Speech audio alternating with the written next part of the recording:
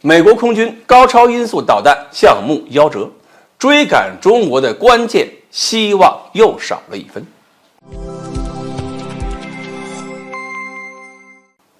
各位网友大家好，我是刘小飞。在经过多次实验屡战屡败，而且屡败屡战的美国空军高超音速滑翔导弹 AGM-183A 最终进行了一次决定其命运的实验发射。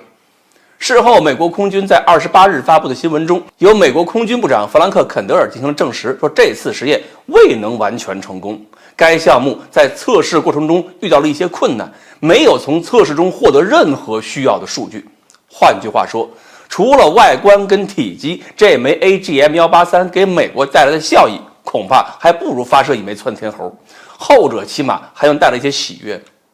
因此，美国空军宣布 AGM-183A 在原型阶段测试结束之后，美国空军是不会考虑采购的。不过，还有人指出，即使不采购装备，剩下的导弹还能进行2次试射。那么，既然已经造出来了，就别浪费了，用这2枚导弹继续完成全面的试飞，还可以获得一些测试数据和经验，还是具有内在好处的，至少对未来的高超音速计划有帮助。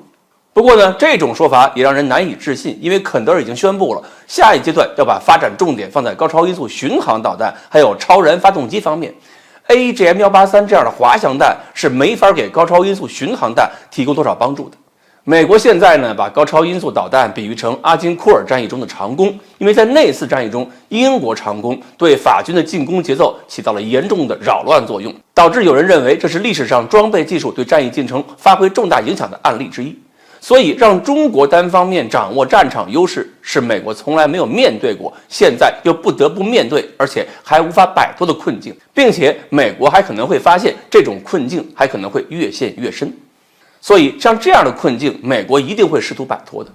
其实，美国在高超音速巡航导弹领域的研究呢，并没有 AGM-183A 那么不堪。他们的高超音速巡航导弹试验成功率呢，到了50%左右。最近的一些测试说明，美国似乎也走到了成功前的最后关头。对此，肯德尔表示寄予厚望，2025年到2028年期间，打算再花15亿美元进行研制。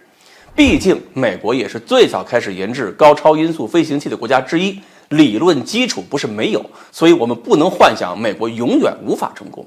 不过，美国国防工业协会新兴技术研究所的执行主任刘易斯的话，算是给美国泼了几盆凉水。第一，他认为美国现在最需要克服的障碍是缺少科研测试设施。美国那些风洞都太古老了，没法跟中国的高超音速风洞对比。而且，中国各个科研单位在这个领域现在也卷得厉害，是把彼此当成了竞争对手。这就类似于乒乓球，国内赛的水平可能比国际大赛水平更高。美国要在这个方面追赶中国，至少在基建方面再花110亿美元。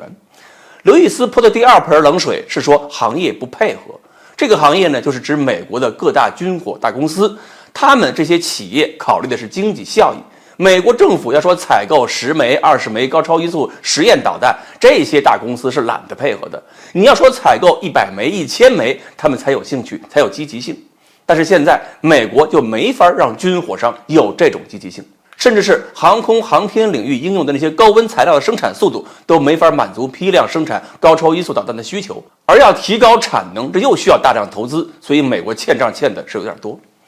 这其实就很好解释了一个现象，为什么美国拿出来的 PPT 总能在中国变成现实。因为美国过去的理论积累还有科研体系，还是给美国保留了不少展望未来的能力。但是美国真的开始出现了科研人才断档、基础性研究跟投入停滞的问题。这些问题其实早就存在，只是以前没有爆发出来。而只要问题一开始展现，那么就说明他们的脚跟已经有点跟不上脑子了。